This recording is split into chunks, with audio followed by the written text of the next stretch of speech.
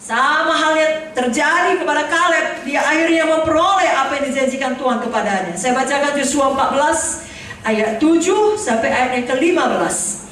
Aku berumur 40 tahun. Berapa tahun saudaraku?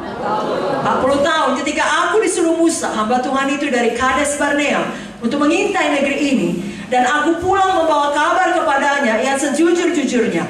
Sedang saudara-saudaraku yang bersama-sama pergi ke sana dengan aku, membuat tawar hati bangsa itu, aku tetap mengikuti Tuhan Allahku dengan sepenuh hati. Pada waktu itu Musa bersumpah, katanya, sesungguhnya tanah yang diinjak oleh kakimu itu akan menjadi milik pusakamu dan anak-anakmu sampai selama-lamanya, sebab engkau tetap mengikuti Tuhan Allahku dengan sepenuh hati. Jadi sekarang sesungguhnya Tuhan telah memelihara hidupku seperti yang dijanjikannya. Kini sudah 45 tahun lamanya. Berapa lama saudaraku? 45 tahun lamanya sejak diucapkan Tuhan firman itu kepada Musa. Dan selama itu orang Israel mengembara di padang gurun. Jadi sekarang telah berumur 85 tahun aku hari ini. Pada waktu ini aku masih sama kuat seperti pada waktu aku disuruh Musa. Seperti kekuatanku pada waktu itu, demikianlah kekuatanku sekarang untuk berperang dan untuk keluar masuk. Oleh sebab itu, berikanlah kepadaku pegunungan yang dijanjikan Tuhan pada waktu itu. Sebab kau sendiri mendengar pada waktu itu bahwa di sana ada orang enak dengan kota-kota yang besar dan berkubu. Mungkin Tuhan menyertai aku sehingga aku menghalau mereka seperti yang difirmankan Tuhan. Lalu Joshua memberkati Kaleb bin Jefune dan diberikannya Hebron kepadanya menjadi milik pusakanya. Itulah sebabnya Hebron menjadi milik pusaka Kaleb bin Jefune orang Kenas itu sampai sekarang ini, karena ia tetap mengikuti Tuhan Allah Israel dengan sepenuh hati. Nama Hebron dahulu adalah Kiryat Arba. Arba ialah orang yang paling besar di antara orang enak, dan amanah negeri itu berhenti berperang.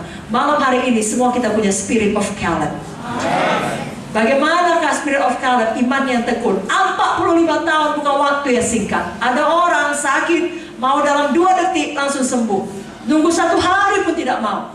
Padahal kadang-kala bagus dia menunggu, ada proses sampai kesembuhan itu benar-benar dimanifestasikan.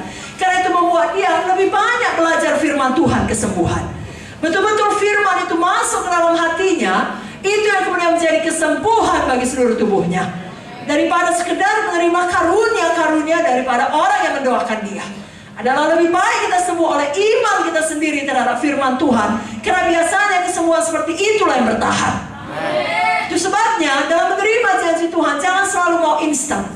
Kita harus punya iman yang tekun. Kita harus belajar untuk sabar. Sama seperti Kaleb, tetap beriman berapa lama pun waktunya. Ada banyak orang pada awal pengikutannya kepada Tuhan sangat panas. Tapi setelah mengalami testing waktu, proses beberapa lama, mundur, suam, dingin, paling parah, redup, padam, berbalik, memberontak. Jangan ada seperti itu. Kita terus panas, terus menyala. Sebagaimana dikatakan Kaleb, sebegitu aku kuat dahulu, sekarang ini pun aku masih kuat. Amen. Kuat secara badani, kuat secara rohani. Amen. Saudara ingat saja, kalau namanya mengikut Tuhan bukan seperti lari jarak pendek, lari sprint, tapi seperti lari maraton, saudaraku. Dibutuhkan endurance, dibutuhkan ketekunan, dibutuhkan ketahanan. Apa kata Roma 12 ayat 11? Janganlah hendaknya kerajinan kendor, biarlah rohmu menyala-nyala dan layanilah Tuhan. Satu perkara tadi juga sudah dikatakan Ibu Munte, pada waktu kita melayani Tuhan, pada waktu kita mengikut Tuhan, apalagi melayani Tuhan, penderitaan akan datang, persoalan akan datang, aniaya akan datang. Kalau itu datang, jangan bingung, jangan takut, jangan menyerah, jangan berhenti di tengah jalan. Tetap punya ketekunan iman, katakan amin. Sejak malam ini kita tetapkan hati kita, apapun yang terjadi, saya tidak mau menjadi lemah. Saya tidak mau berhenti di tengah jalan. Saya tidak mau menjadi kecewa. Coba kita pikirkan Kaleb pada masa itu.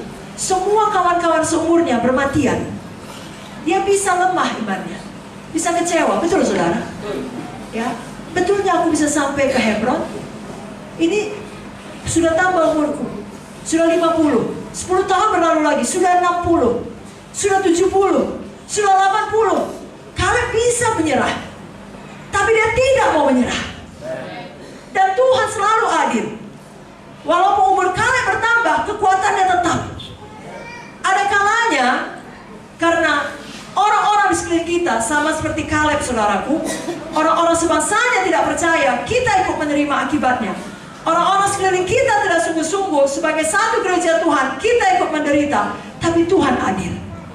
Tuhan tahu caranya memelihara hidup kita, asal kita mempunyai iman yang tekun. Saya dan saudara sama seperti Kaleb, masing-masing kita punya Hebron. Masing-masing kita punya panggilan Tuhan yang harus kita genapi. Jangan berhenti di tengah jalan. Jangan berhenti ketika saudara dalam kekurangan. Artinya saudara berdoa untuk berkat tidak juga datang, tetap beriman. Tetapi sebaliknya, jangan berhenti kalau saudara sudah sangat diberkati.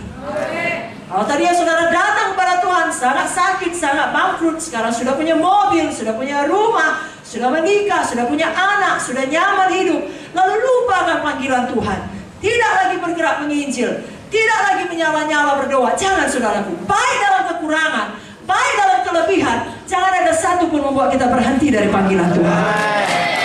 Kalau mau tepuk tangan bagi aku Tuhan Yesus. Haleluya. Jika saya bacakan beberapa ayat firman Tuhan untuk mengingatkan kita, jangan takut kepada penderitaan dalam mengikut Tuhan. Filipi 1 ayat 29. Sebab kepada kamu dikaruniakan bukan saja untuk percaya kepada Kristus, melainkan juga untuk menderita untuk Dia. Mari sama-sama ucapkan, saya rela menderita untuk Yesus. 2 Timotius 3 ayat 12. Memang setiap orang yang mau hidup beribadah dalam Kristus Yesus akan menderita aniaya.